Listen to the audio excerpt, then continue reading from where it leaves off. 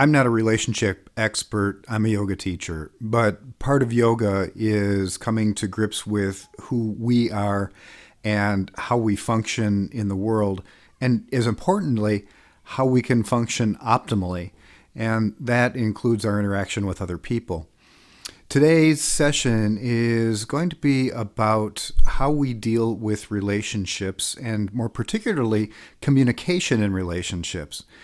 When it's appropriate to have that conversation that's difficult, and even more mundane interactions on a day to day basis, we're trying to create an environment where we can make them more mindful, more thoughtful, more efficient and loving and open. Hi, I'm Steve from Steve White Yoga. I'm bringing you the application of yoga to manage your health, improve your relationships, and balance your life. Come on with me. Let's take a look at today's session on mindfulness and communication in relationships.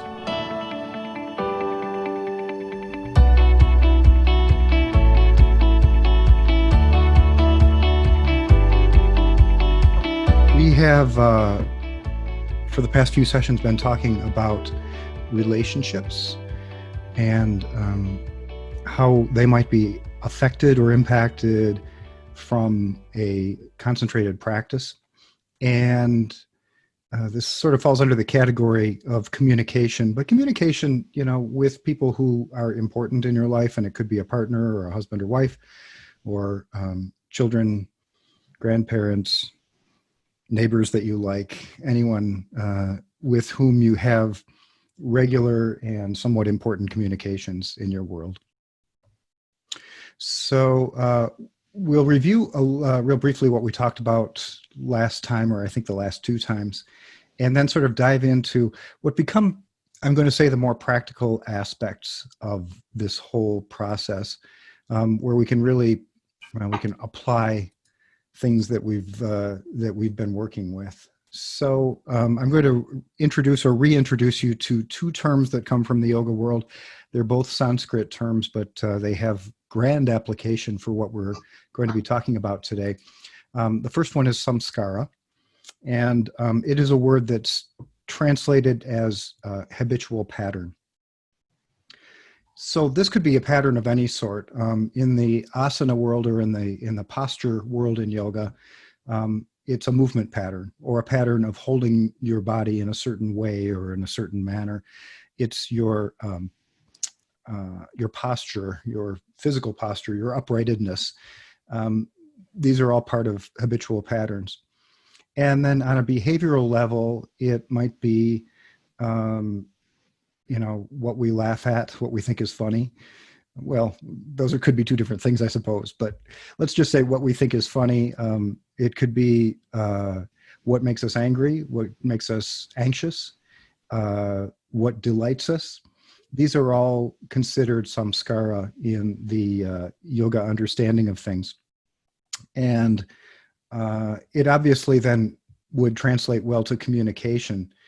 And so I'm going to, impose upon you a little bit of psychology here, as I have before. It's not the first time. I think everybody who's signed up today has heard this stuff before, so it's not going to be brand new. But we all grow up with our own version of our self-worth, which is a reflection of, it's a reflection of how we've experienced the world through time. And if we have had an experience where we have been strongly recognized and supported and generally felt safe in the world, then it can result in an elevated self-worth. And contrarily, if we have the experience of feeling unwelcome, unforgiven, unlovable, or powerless in any degree, then that's going to impact not only how our outlook on ourselves, but our outlook on the world that we kind of operate within. And so, therefore, the way that we interact. And that interaction, it will come as no surprise to you, I'm sure, is most evident in our closest relationships. So we tend to take these samskara, these patterns, into our system of communication, whatever that may be. So that patterns that can be defined by our need to assert our worth, and if not assert our worth, then to protect us. So these enter into the equation, maybe not of every mundane conversation we ever have in the world, but in probably a lot more of our communication than we necessarily would consciously recognize, unless we're really aware of this stuff. So our need to assert our worth or our need to protect ourselves is highly influential on our method of communication. There's another word called viveka, and this is generally translated as discernment or discrimination.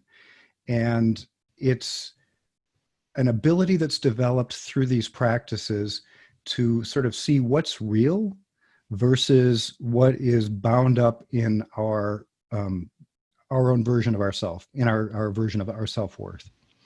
And then the real goal of all of this stuff is to begin to be able to separate the stories, the fiction, from the fact.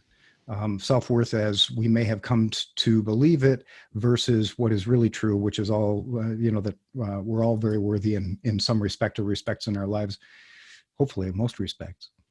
So stepping back for a minute to what we talked about last week, there are three sort of guiding principles that start this process of mindful communication. One is what is called in the text that I'm quoting from, and I'll cite it at the end, is called awake body. And so that's our ability to be present in the moment, paying attention. Tender heart suggests an ability to empathize with the situation, the position, the feelings of self-worth of others. We're all in this big boat together in one respect or another. And then the third principle is open mind, and that's an ability to be curious and be open, honest, which is an interesting word I always find, and insightful. So our ideal when we enter into the world of communicating with people who are important to us is to possess all three of these kind of qualities: awake body, tender heart, open mind. It's an ideal. And as you probably have already experienced in life, we can float in and out of this depending on our own mood and our situation, and whether we're starving or we're full, or whether we have had a good recent experience in life or perhaps not. And so all kinds of things can impact this, but this is sort of the aim in terms of the qualities that we're trying to achieve. So this becomes the reason to engage in a regular mindfulness practice, to begin to cultivate a greater capacity in each of these areas. So we'll take it a step further today, and I sort of almost want to apologize for this because I'm bringing this information from a text, and I find the whole concept of the way that it's presented here a little remedial, which doesn't mean it's not useful, and maybe remedial means, simple is better. But it always strikes me as like, oh my God, couldn't I find a better analogy than this? But I'm going with what I got or what I've received. So 3 emotional environments. The first one in communication would be one where we're open and receptive. And I said, like good to go, like we're ready to have communication because we're coming from a good place. We're feeling grounded. We're feeling okay about ourselves and about our situation in life. And this is what you would call green light, and that's the remedial part. That's followed by yellow light, which is a situation where we might feel vulnerable, where we know ourselves to be more guarded. And in a communication environment, the suggestion is that if you're going to proceed, particularly with a difficult conversation or exchange, that we proceed with caution, knowing that there is some vulnerability there. There is some potential for this to, go bad quickly. And then the final one is what would be called the red light situation, which is where we or our partner, whoever we're communicating with, is distracted and generally just closed off, not in a good place or position to have substantial and meaningful dialogue without it potentially devolving into something that is not helpful for any of us. So our work is to begin to recognize which environment we are when it comes to communication with someone important. And this probably doesn't matter if we're just talking about, the weather. But if it's a communication that is important either to us or to the other person, to our partner, then that's a situation where we want to establish this discernment, this viveka, this idea of understanding from the get-go where we are and then being able to engage on that basis. So hopefully that all makes sense. So the more we're good to go in that first category, the better our chances are of having effective and productive communication. So that is the basis of our practice today. Here's the Dalai Lama once again, who says to be aware of a single shortcoming within oneself is more useful than to be aware of 1,000 in somebody else. And you can probably appreciate the importance of that. Let's practice, shall we? So go ahead and get yourself settled in.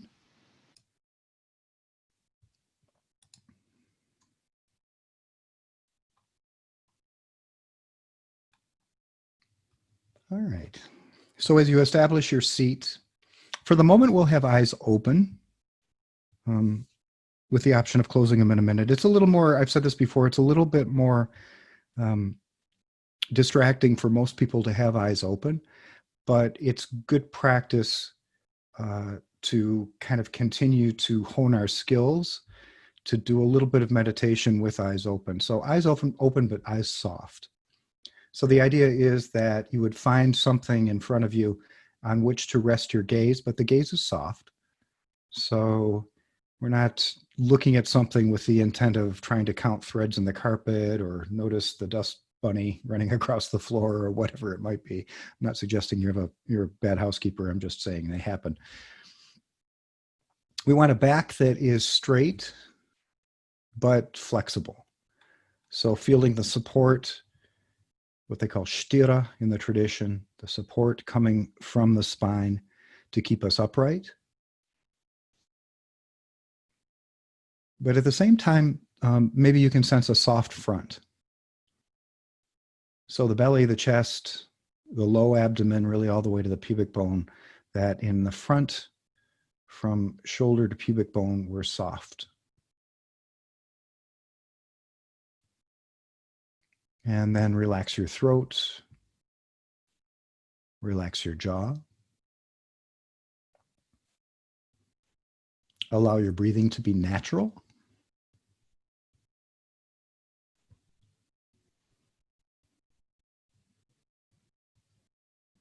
And wherever your hands are resting, let them be soft.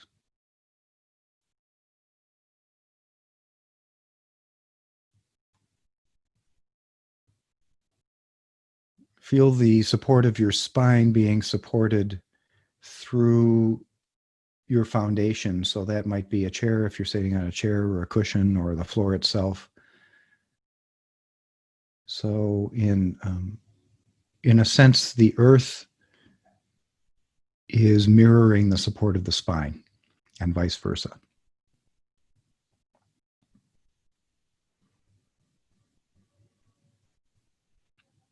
So remembering our three principles: awake body, coming back to our senses, tender heart, and open mind.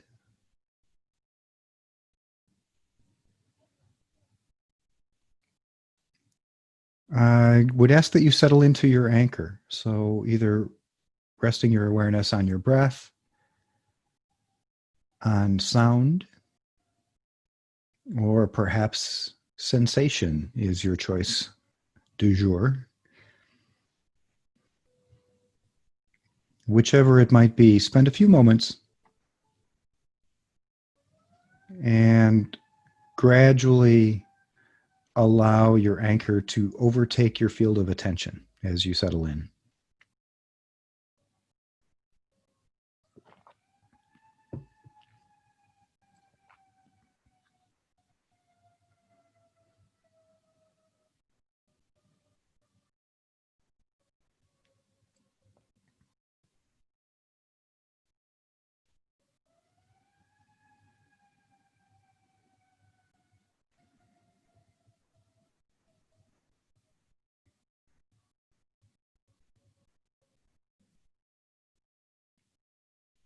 Spend just a few more minutes giving your awareness some time to adjust to these moments of quiet, these moments which we can claim as being all ours.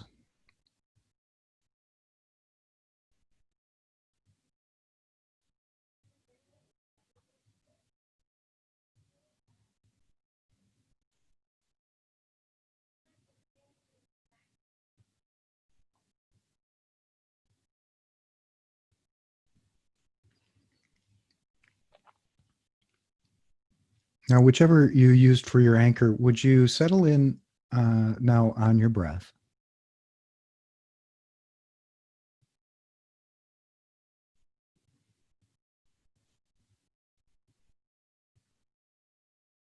And wherever the breath manifests for you today, that is what is calling you to focus upon it.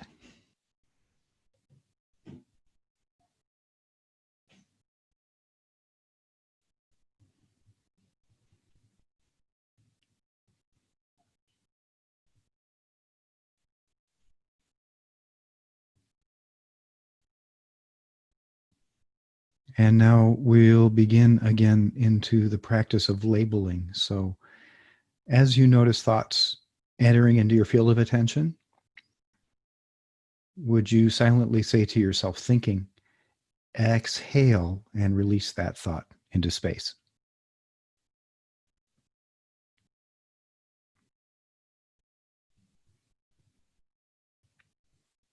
So the awareness rests on the breath.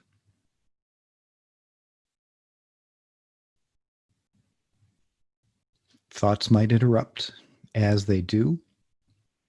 Whatever the thought, whether it's strong and sticky or mild and meek, label it thinking and release it with the out breath.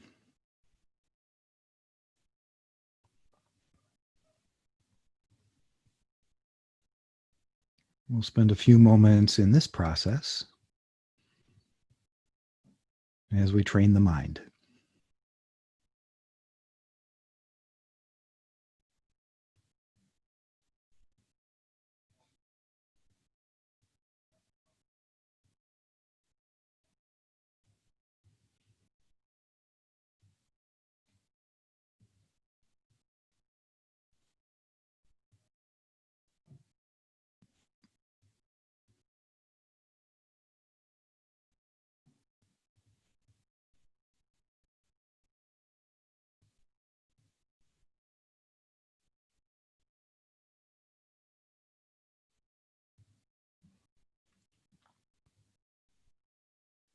Sometimes these patterns of the mind can be incredibly insistent. And so each breath out, when we release the thought, our mind immediately wants to return. And just know that this is natural and expected and will not dissuade us from our process of labeling the thought and releasing it with the out breath.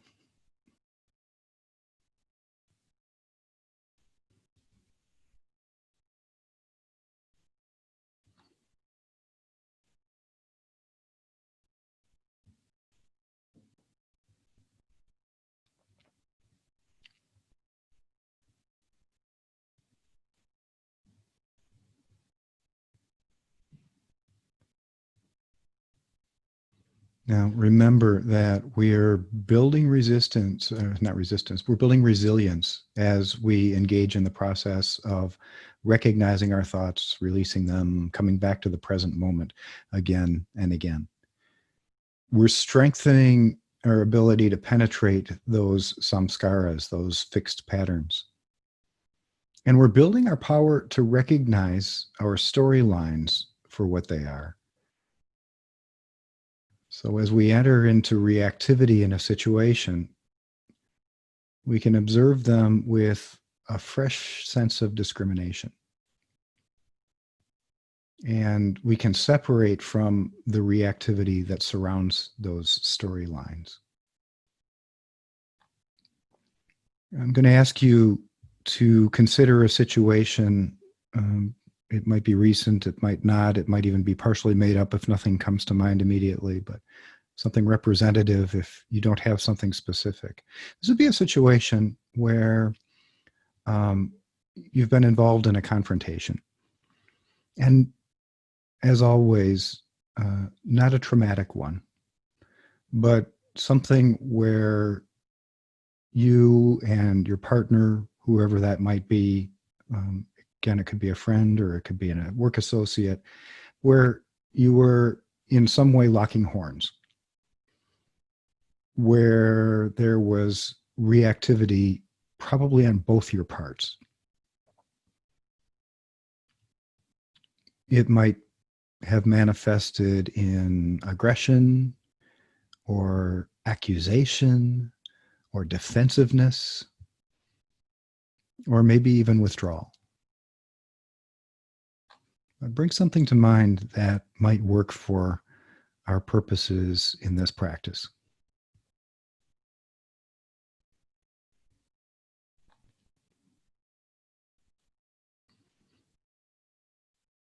And then I'd like you to recall the circumstances leading up to this conflict.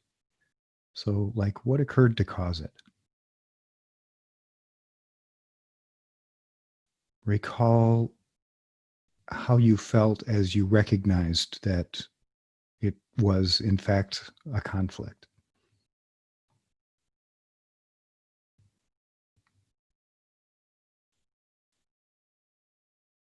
Notice what feelings are aroused as you enter this arena of confrontation.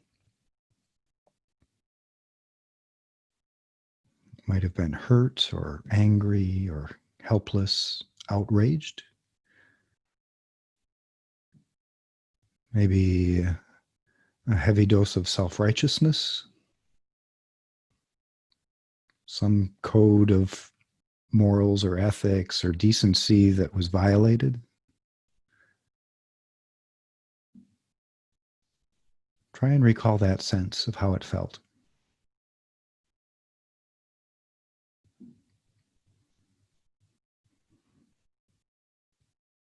And if you can place yourself there, can you recall a story that evolved around those feelings?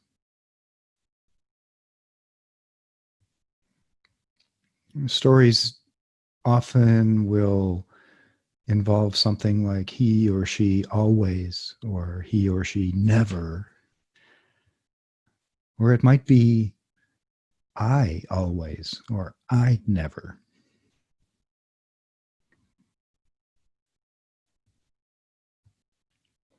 It might be a story that served just the moment, or depending on your personality, it might be a story that you took with you well after the conflict and repeated it again and again, and maybe even fortified it some more with some additional always or nevers.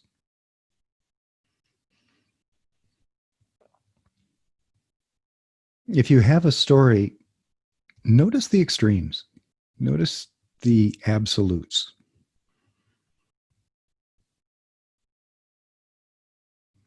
Always and never in themselves are fairly extreme.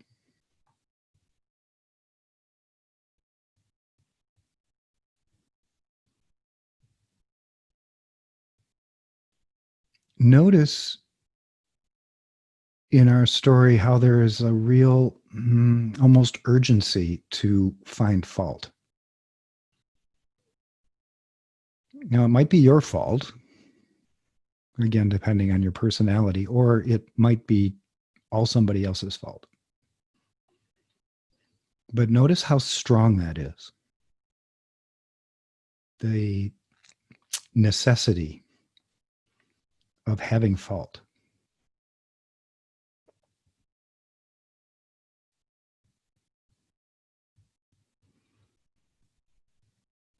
Now, with that all in play, maybe do a quick body scan and just see if you find that this story, the emotions attached to the story, the reactivity of the entire situation has embodied.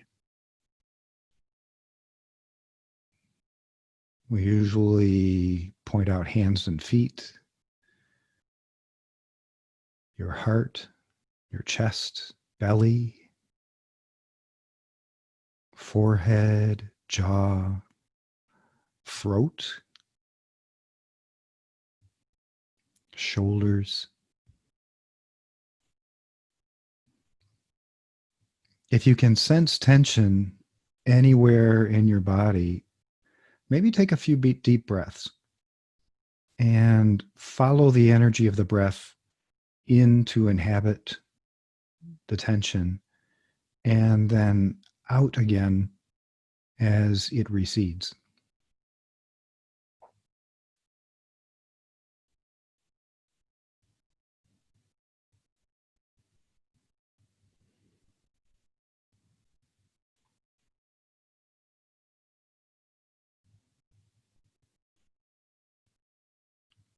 For many people, embodiment of emotions coming from a situation where communication has gone bad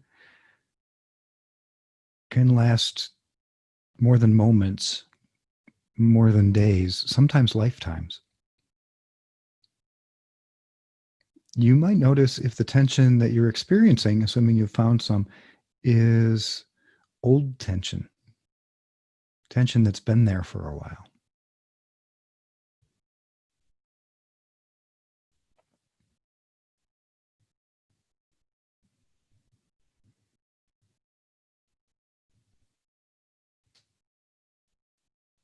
And consider for a moment what might happen if you didn't have that old tension, if that wasn't part of your experience of life.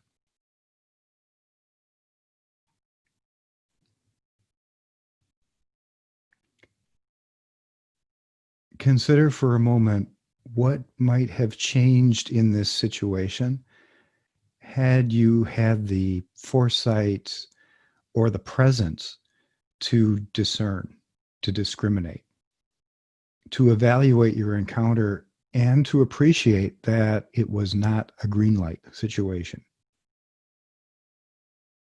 That you, or maybe you and your communication partner, were in a place of vulnerability, of dis-ease, closed off.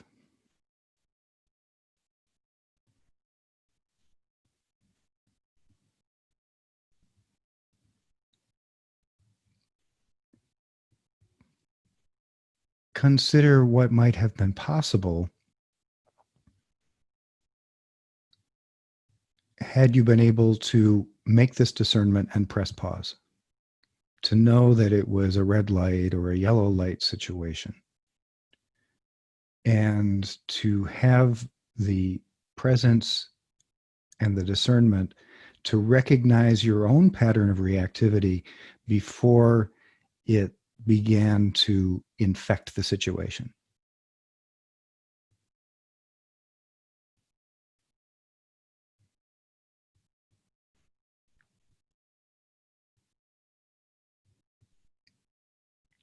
Come back to your breath again and just spend another minute or so engaged again in this practice of labeling, following the breath, noticing thoughts, labeling them thinking, and exhaling.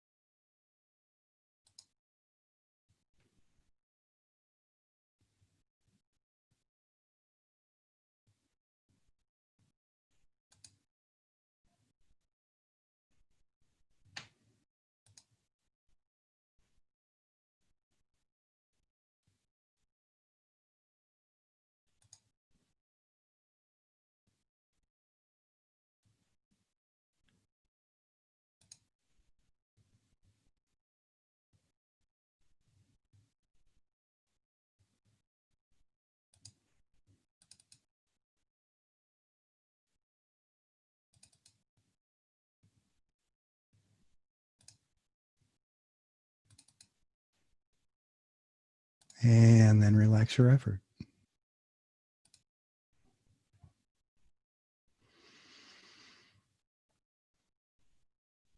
So there you go. I hope that was interesting and maybe even a little informative for you. My suggestion is for the next couple of days, maybe until Thursday, assuming we meet again on Thursday, I'll be here at least. Uh, Practice this labeling and releasing. It's a very powerful practice.